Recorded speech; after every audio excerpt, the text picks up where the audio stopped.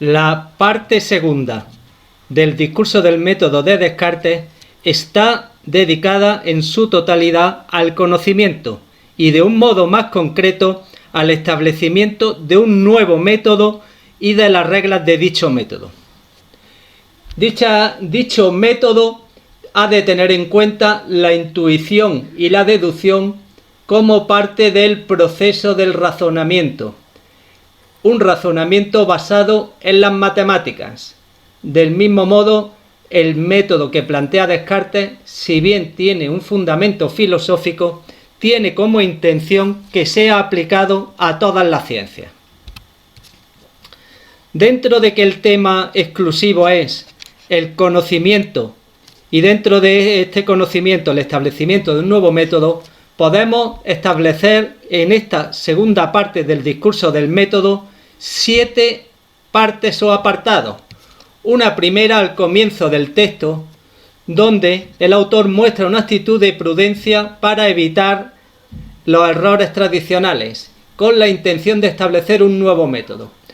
Una segunda parte o apartado, donde habla de los defectos de algunas disciplinas matemáticas como la lógica, el análisis matemático o el álgebra, debido a su excesivo número de preceptos en lo que es la práctica tradicional.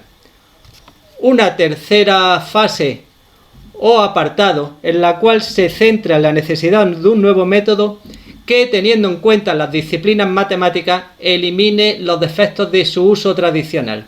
Una cuarta parte donde desarrolla y detalla las 4 reglas del método: evidencia, análisis, síntesis y repaso o enumeración.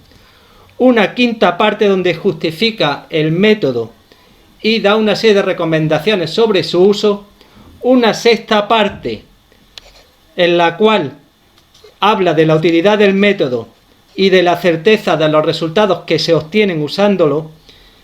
Y una séptima parte de consideraciones finales, donde plantea la universalidad del método, su aplicación a todas las ciencias y el rechazo de la filosofía tradicional, referida a la filosofía medieval. Lo que sería el primer aspecto de esta segunda parte del discurso del método consistiría en una actitud de prudencia, en el sentido de ir avanzando poco a poco para evitar cometer de nuevo los errores del pasado y pretender con ello establecer que un nuevo método sea el utilizado porque es necesario su establecimiento. Lo vemos en el texto que tenemos en pantalla.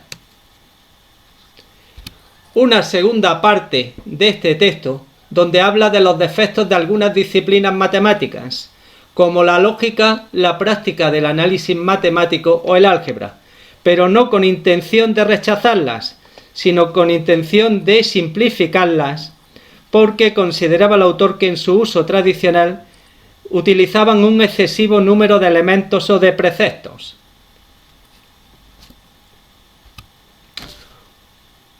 Una tercera parte del texto habla de la necesidad de un nuevo método que elimine los defectos de estas disciplinas, con la intención de establecer el nuevo método. Una cuarta parte donde habla de las reglas del método: análisis y síntesis son los preceptos del orden, segunda y tercera regla, previamente la regla de la evidencia y finalmente la regla del repaso de enumeración. Primera regla, regla de la evidencia, que vemos en pantalla. A continuación, los preceptos del orden, segunda regla, regla del análisis y tercera regla, regla de la síntesis. Y finalmente una cuarta regla de repaso o enumeración. Tras detallar dichas reglas, en el texto Descartes habla de la justificación del método que plantea y de las recomendaciones sobre su uso. Dice el autor que las ideas del entendimiento humano están encadenadas al modo de demostraciones matemáticas, es decir, cuando nosotros estamos pensando de modo razonado, estamos pensando como cuando se hace una demostración en matemáticas.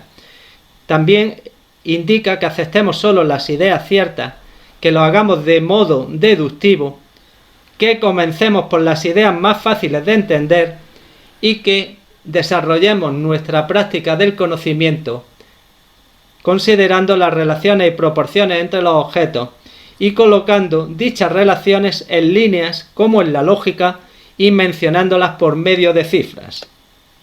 Tras ello, el autor habla de la utilidad del método, considerando que, según su propia práctica, este método da interesantes resultados. Finalmente, una serie de consideraciones según las cuales este método tenemos que utilizarlo siempre mediante el recurso de la razón, considerando que tiene carácter universal, es decir, que aunque tenga un fundamento filosófico, debe servir para todas las ciencias, y que también hay que rechazar la filosofía tradicional, que era la filosofía medieval.